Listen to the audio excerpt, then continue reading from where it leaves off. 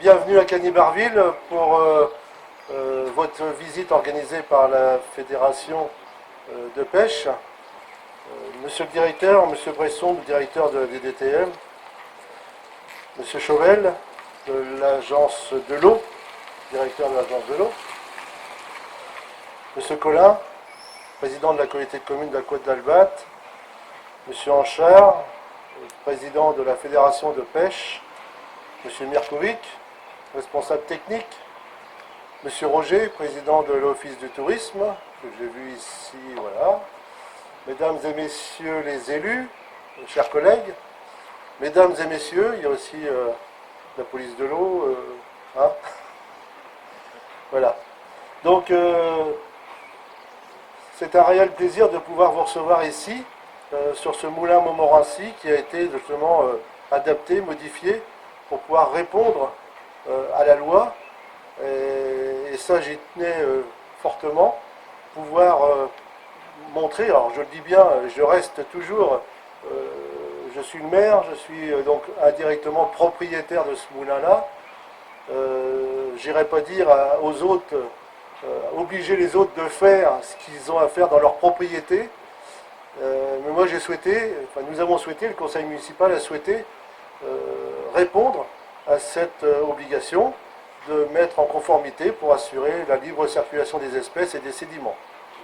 Donc voilà, on ne s'est pas posé plus de questions que ça. On a surtout travaillé avec la police de l'eau, avec les différents bureaux d'études, enfin avec surtout Sodeti, pour surtout permettre à ce moulin de garder, ce qui me faisait peur surtout, c'est de pouvoir, enfin j'avais des craintes de perdre le niveau d'eau, et justement comme on a un deuxième bras, c'est d'assécher l'autre bras, et ça c'était une crainte.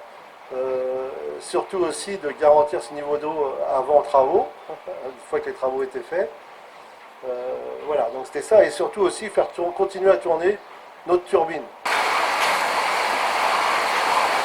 Notre turbine, c'est pour nous le patrimoine, on souhaite le valoriser, on souhaite l'expliquer. On ne produit pas de l'énergie, hein. On n'a pas il n'est pas équipé comme il faudrait, il a été équipé, mais là il n'y est plus. Mais on souhaitait continuer à faire fonctionner ce moulin.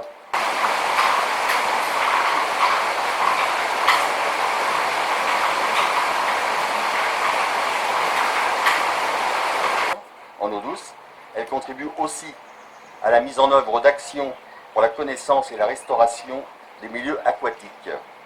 Elle mène également des missions d'information et d'éducation en matière de protection de l'environnement, des milieux aquatiques et en particulier en partenariat étroit avec l'éducation nationale. En France, la pêche de loisirs en eau douce compte environ 1,5 million d'adhérents, ce qui fait le second loisir en nombre d'adhérents après le football. On ne le penserait pas, mais voilà, on est la deuxième équipe de foot. La protection de la nature est ancrée dans notre histoire, puisque notre loisir ne peut s'épanouir que dans un cadre environnemental préservé. Les poissons vivent au cœur d'un écosystème fragile qui n'est pas épargné par le déclin alarmant de la biodiversité. Je pense que vous avez tous pris connaissance du dernier rapport du GIEC sur la biodiversité. Les scientifiques et les diplomates de plus de 130 pays se sont réunis le mois dernier à Paris pour dresser l'état de la biodiversité dans le monde. Les conclusions sont alarmantes. La nature décline globalement à un rythme sans précédent dans l'histoire humaine, remettant en cause les fondements mêmes de nos économies et de nos moyens de subsistance. Nous sommes arrivés aujourd'hui à un point de bascule. Il est urgent d'agir à tous les niveaux de notre société. Qu'en est-il en Normandie? L'Observatoire de la biodiversité normand nous indique qu'un tiers des poissons d'eau douce sont menacés d'extinction, et notamment et principalement les poissons migrateurs. En cause, les nombreux obstacles à la migration et l'ennoiement de leur zone de reproduction par les retenues d'eau. Mais comment agir sur notre territoire? Faut-il détruire tout le patrimoine historique que représentent les moulins? Bien sûr que non. On en a l'exemple aujourd'hui. C'est que j'en suis là.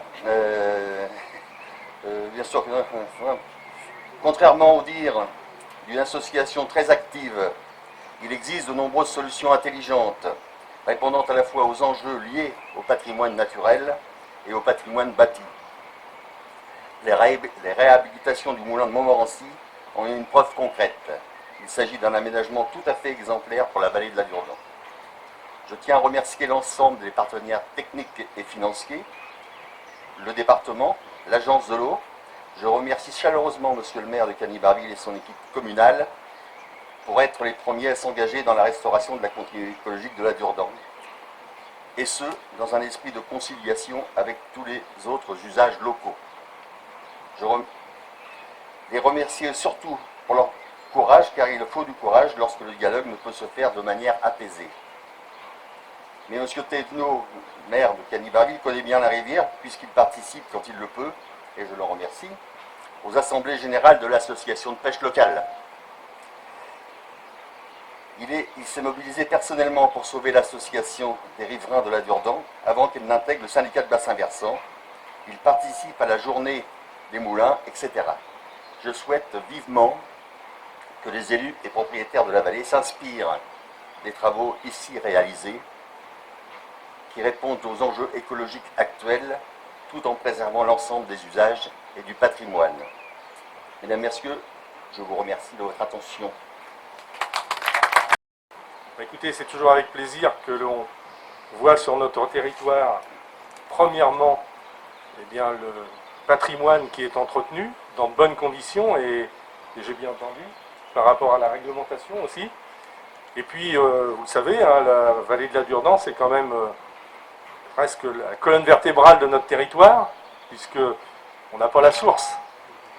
Monsieur le maire d'Héricourt qui me regarde, on n'a pas la source, mais on a Volette l'arrivée vers la mer. Et c'est vrai que c'est important de retrouver la continuité qui existait dans le passé. A l'avantage de pouvoir redistribuer les redevances collectées sur le prix de l'eau pour tout ce qui peut servir à l'amélioration de la qualité de l'eau. Et là, on est dans un bon exemple. Donc bravo monsieur le maire pour ce qui a été fait. Effectivement, l'agence de l'eau a pu participer à hauteur de 65 000 € sur cette opération.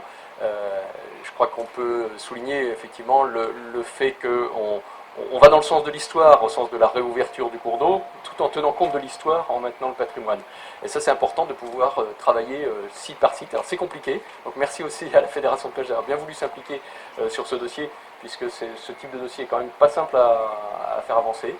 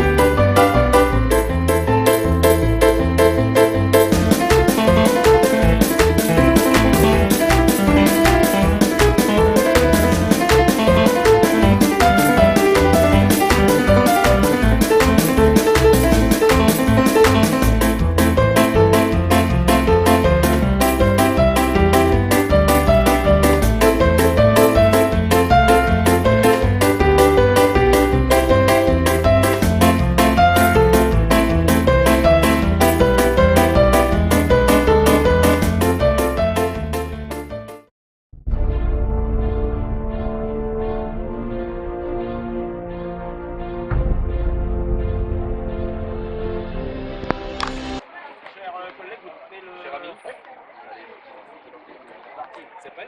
Oui. Tu vas démarrer? Vous êtes prêts? Je vais recevoir encore la photo. Nicolas, venez, il y a de la place.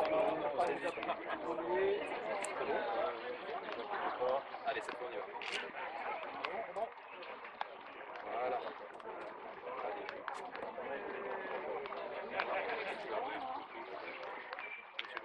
Merci.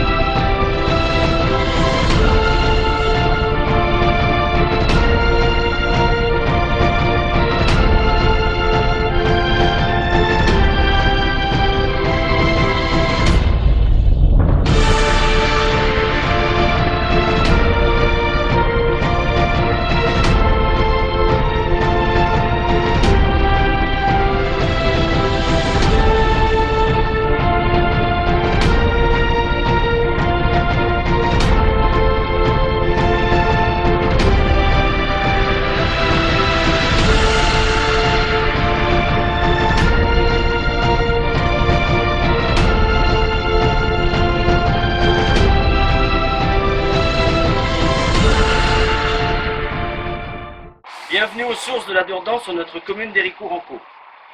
Je suis pour rien s'il pleut aujourd'hui, mais il en fallait. Tout d'abord, je tiens à vous transmettre les excuses de monsieur le sous-préfet Jean-Éric Winkler, monsieur le président du département Pascal Martin, nos conseillers départementaux Alfred Tracy-Payog et Charlotte Massé, ainsi que Mathilde Lécuyer, adjointe. Nous sommes réunis cet après-midi pour inaugurer le parcours du Saint-Mélon, qui regroupe des zones humides avec un parcours pédagogique sur l'eau. Nous avons commencé à travailler sur ce projet il y a environ 4-5 ans. Cet endroit était alors une verrue qui défigurait l'entrée de notre bourg.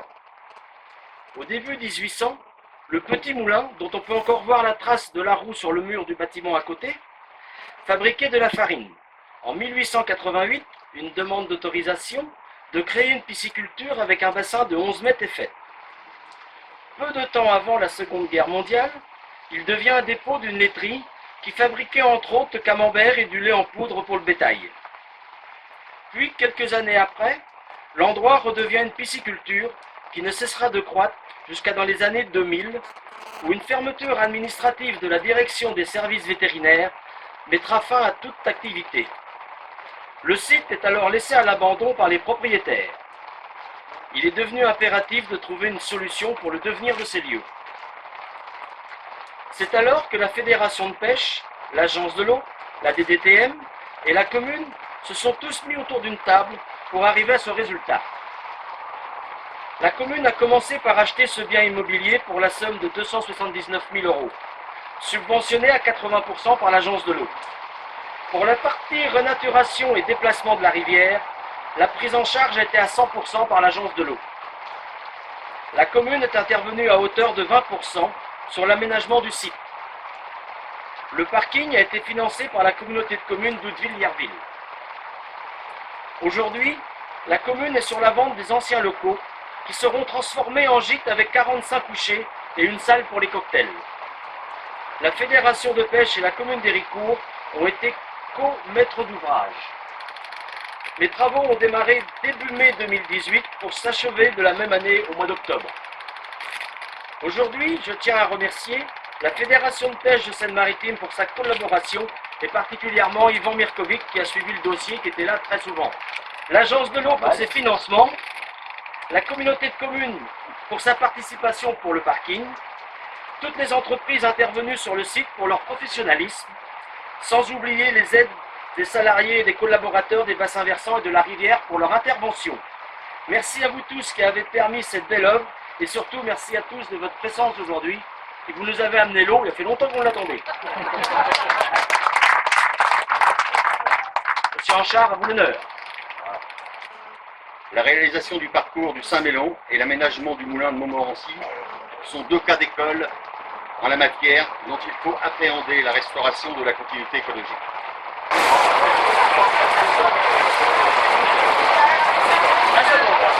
Je voudrais tout d'abord vous dire que je suis très satisfait aujourd'hui d'être monsieur le maire dans une commune qui est une commune pionnière du rétablissement de la continuité écologique. Et on en a besoin dans ce département. Donc c'est vraiment une très grande joie pour moi aujourd'hui de représenter l'État à cette inauguration.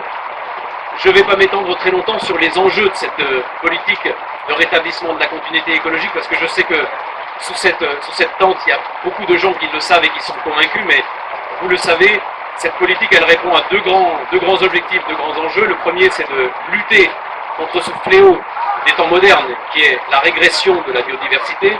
C'est un vrai enjeu au moins aussi important que le changement climatique, vous le savez bien. Et puis le deuxième enjeu majeur que poursuit ce rétablissement de la continuité écologique, c'est naturellement l'amélioration ou la préservation de la qualité de l'eau